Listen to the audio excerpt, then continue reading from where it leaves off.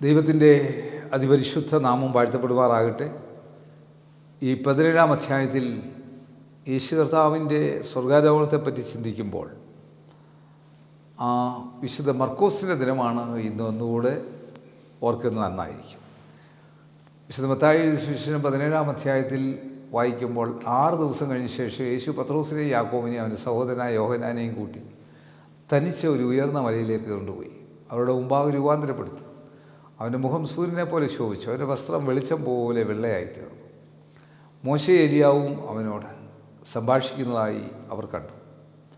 അപ്പോൾ പത്രോസ് യേശുവിനോട്, കർത്താവേ, നാം ഇവിടെ ഇരിക്കുന്നത് നിന്ന് നിനക്ക് സമ്മതമെങ്കിൽ ഞാനിവിടെ 3 കുടിലുണ്ടാക്കാം, ഒന്ന് നിനക്കും, ഒന്ന് മോശയ്ക്കും, ഒന്ന് ഏലിയാവിനും എന്ന് പറഞ്ഞു. അവൻ പറയുമ്പോൾ തന്നെ പ്രകാശമുള്ള ഒരു മേഘം അവരുടെ ഇടയിൽ നിഴലിട്ടു. മേഘത്തിൽ നിന്ന്, ഇവൻ എൻ്റെ പ്രിയപുത്രൻ, ഇവങ്കിൽ ഞാൻ പ്രസാദിച്ചിരിക്കുന്നു, ഇവന് ചെറിയ ഒഴിവൊടുപ്പിയിരുന്നൊരു ശബ്ദവും ഉണ്ടായി. ശിഷ്യന്മാർ അത് കേട്ടിട്ട് ഏറ്റവും ഭയപ്പെട്ടു, കവണ്ടു വീണു. യേശു അടുത്ത് ചെന്ന് അവരെ തൊട്ടു. എഴുന്നേൽപ്പിൽ, ഭയപ്പെടേണ്ട എന്നാ പറഞ്ഞു. അവൻ തലപൊക്കിയാറെ യേശുവിനെ മാത്രമല്ലാതെ ആരെയും കണ്ടില്ല. അവൻ മലയിൽ നിന്ന് ഇറങ്ങുമ്പോൾ യേശു അവരോട്, മനുഷ്യപുത്രൻ മരിച്ചവരുടെ ഇടയിൽ നിന്ന് ഉയർത്തെഴുന്നേൽക്കും വരെ ഈ ദർശനം ആരോടും പറയരുത് എന്ന് കൽപ്പിച്ചു.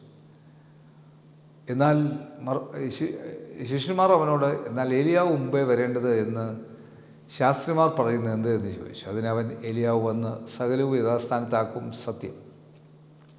എന്നാൽ ഏലിയാവ് വന്നു കഴിഞ്ഞുവെന്ന് ഞാൻ നിങ്ങളോട് പറയുന്നു. എങ്കിലും അവർ അവനെ അറിഞ്ഞുകൊള്ളാതെ തങ്ങൾക്ക് തോന്നിയതുപോലെയെല്ലാം അവനോട് ചെയ്തു. അവണ്ണം മനുഷ്യപുത്രനും അവരാൽ കഷ്ടപ്പെടുവാനുണ്ട് എന്ന ഉത്തരം പറഞ്ഞു. അവൻ യോഹന്നാൻ സ്നാപകനെക്കുറിച്ച് തങ്ങളോട് പറഞ്ഞുവെന്ന് ശിഷ്യന്മാർ ഗ്രഹിച്ചു. അവർ പുരുഷാരത്തിൻ്റെ അടുക്കൽ വന്നാറെ ഒരു മനുഷ്യൻ വന്ന് അവൻ്റെ മുമ്പാവ് മുട്ടുകുത്തി, കർത്താവേ, എൻ്റെ മകനോട് കരുണയുണ്ടാകണമേ. അവൻ ചന്ദ്രരോഗം പിടിച്ച് പലപ്പോഴും തീയിലും പലപ്പോഴും വെള്ളത്തിലും വീണ് വല്ലാതെ കഷ്ടത്തിലായി പോന്നു.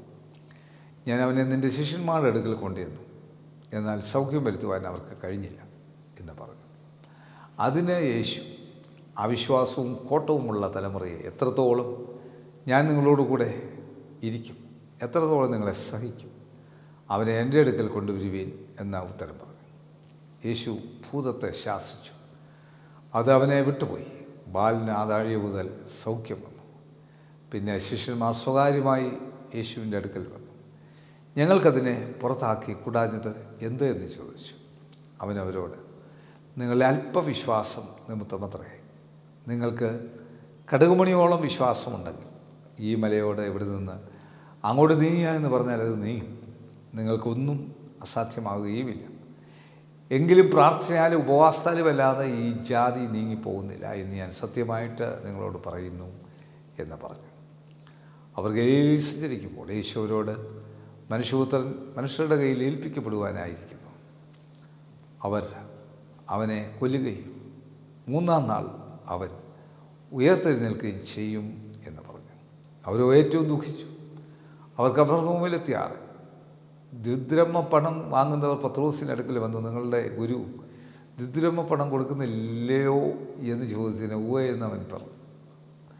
അവൻ വീട്ടിൽ വന്നപ്പോൾ യേശു അവനോട്, ശിമോനെ, നിനക്ക് എന്ത് തോന്നുന്നു?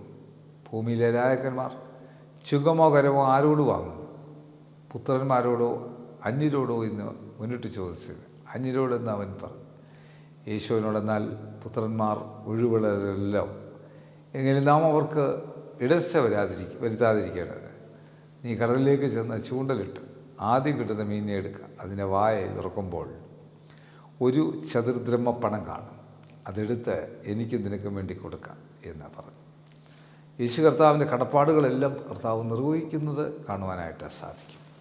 അപ്പോൾ ഈ അധ്യായത്തിലൂടെ ഈ ആഴ്ചവട്ടം അവസാനിക്കുമ്പോൾ ആവശ്യമായിട്ടുള്ള ശക്തി, യേശു കർത്താവിൻ്റെ മറുരൂപമലയിൽ പ്രത്യക്ഷപ്പെട്ട അപ്രത്യക്ഷതയും നമുക്ക് മനസ്സിലാക്കാനായിട്ട് സാധിക്കും. കണ്ണടയ്ക്കാൻ പ്രാർത്ഥിക്കാം. കർത്താവേ, ഈ വചനം കാണുന്നത് കേൾക്കുന്ന എല്ലാവരുടെ മേലും ദൈവശക്തി ഇറങ്ങി അത്ഭുതകരമായിട്ട് കൃപയോടെ നിലനിർത്തി അനുഗ്രഹിച്ച് ആസ്വദിച്ചുകൊള്ളണമേ.